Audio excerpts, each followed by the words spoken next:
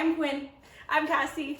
We are doing a Hallmark watch of 15 movies in which the covers have a woman wearing red and a man wearing green. And initially we were going to do these in like chronological order from when they came out, and then I discovered that all 15 of these movies came out in 2019. So instead, we used a random movie generator, and today we watched Right Before Christmas, starring Chad Michael Murray. We also have degrees in education, so we made a whole rubric. There is a rubric. With For 1, standards. 2, 3, 4, 5, 6, 7, 8, 9, 10, 11. 11 categories with some extra bonus points. Yeah. So, for visuals, I gave this movie an 8 out of 10 for costumes and 7 out of 10 for sets, because there wasn't really anything special about them, but they were, like, they didn't distract me. They weren't bad. Yeah, I gave costumes a 7 just because I didn't even notice them, which could be good because it wasn't distracting. And then sets I gave a 9 because I felt like they were all pretty realistic. Like, the shop looked like the shop. The aunt's house looked like the aunt's house. The military base looked like military base. But it wasn't like outstanding, gorgeous. So, Yes. not a 10. Okay. Well, for important things, this is my favorite category. We have three categories, all out of 10. So we've got racial diversity, which I gave a 1 for this movie. Yeah, there were same. some people of color. They weren't any of the 3 main couples. No. For LGBT representation, I think we both gave it a 0 because there were not any. I thought maybe there was a couple that was gay, but then they were brothers, so. We also have disability representation, which we also gave a 0 because there were no characters or actors with disabilities. Yep. So the next category we have is a meet cute. Yes. So what did you give it? For level of cuteness, I gave an 8, but that was also, so I don't want any spoilers, but the kind of first kiss it was is one of my favorite. Level of cuteness. Not first kiss. Oh. It's okay. Oh. I said 9 because they ran past, Matilda's participating now. They ran past each other twice before officially meeting. That's true. And the other 2 couples were really cute. Yes. Okay, hold on. I have to figure out if this is actually my score for the level of cute. I think so. I felt like it wasn't weird. It wasn't awkward. It was a really natural way for them to meet. So I'm going to stand by my 8. Okay. And then uniqueness, I said a 7. I don't know why. Cool. I don't have any reason for that.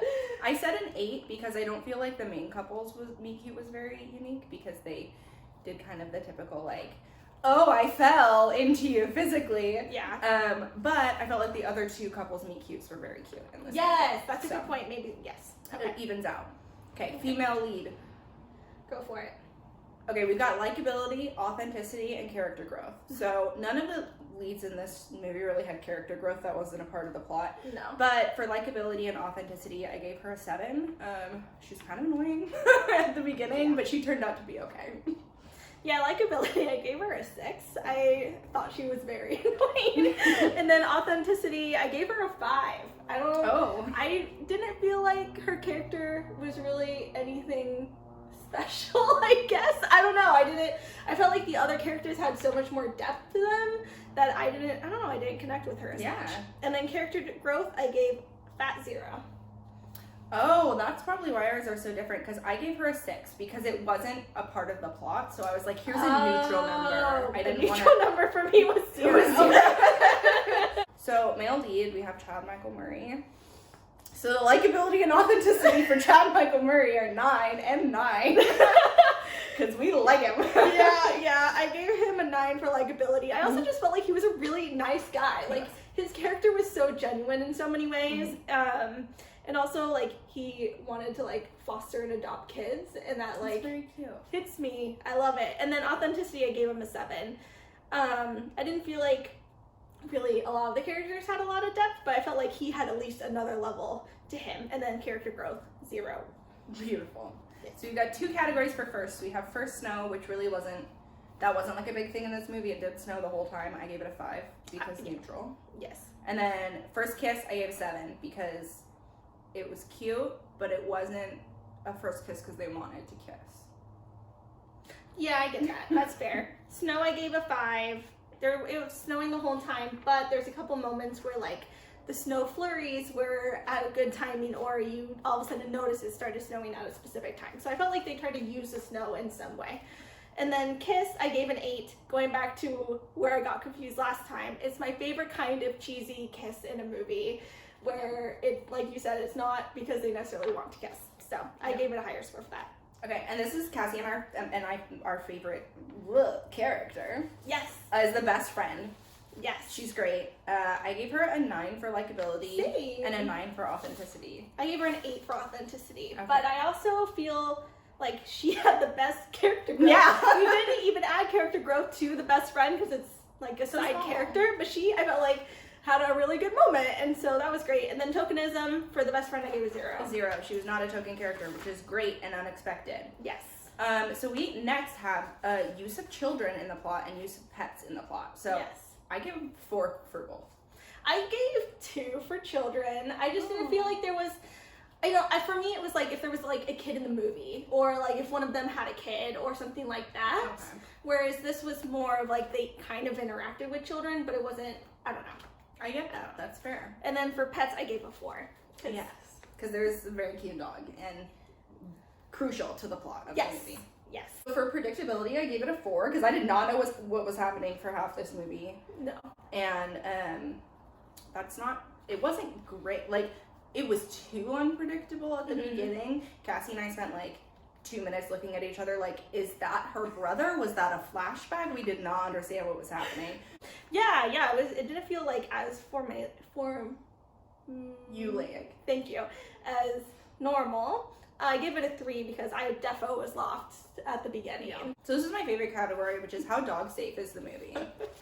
This movie gets a 1.5 because Matilda barked a lot during this movie. So if you have a dog or for some reason a cat that is very reactive to the television, especially animals, be careful. Yes. Because I had to like push Matilda out of the room a couple times. So this is a 1 out of 5. My neighbors probably do not like me.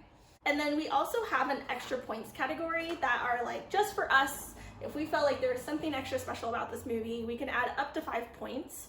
I gave it 2 out of 5 for extra points, specifically because there was additional relationships besides the main one that were really awesome. I really liked their storylines, and I liked their meet cutes especially. Yes, I gave it a 3 out of 5 for pretty much the same reason. That I liked that there were multiple like ages and reasons for these people meeting and all of that. I thought was really cute. Yeah, and I felt like something we didn't really talk about before doing this was the age of the characters. Yeah. Like the fact that there was an older couple, I thought was really cool. I feel like you don't see that as much in these kind of movies. Our bonus points, we gave it a +1 for the typical tragic parent relationship. We had a main character whose both of her parents had died. Dead parents. Whoa. And then +2 for recognizable actors because we had Chad Michael Murray and we also had Drew Seeley of High School Musical. Not Fame, because he wasn't really credited in that too much, but... And then we had to write this in, we'll add it in later on our official thing, but there was snow-related activities. So they get a +1 for a snowball fight and a +1 for building a snowman. Yes. So, all in all, I give this movie 64%. And it gets a 56.5 for me. The sad thing is, we really think this is kind of a good baseline. This is about how good we expect the movies to be. And we don't think they're going to be great. They're Hallmark movies. Yeah. But there are some things that are missing. I actually really enjoyed this one. Yeah, I would even consider rewatching this.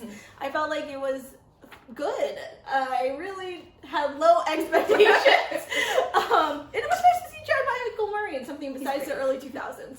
Yes. Yeah. So we would recommend, instead of watching this movie, watch Let It Snow. Came out last year on Netflix. Yes. So that movie has kind of the similar concept of you see multiple couples come together, but you've got gay people, you've got people of color. That movie also doesn't have any disabled people, but Joan Cusack is in it. Yes, it's beautiful. So that movie is great and kind of like a similar concept and not as whitewashed. So. And very funny, like genuinely a very funny movie.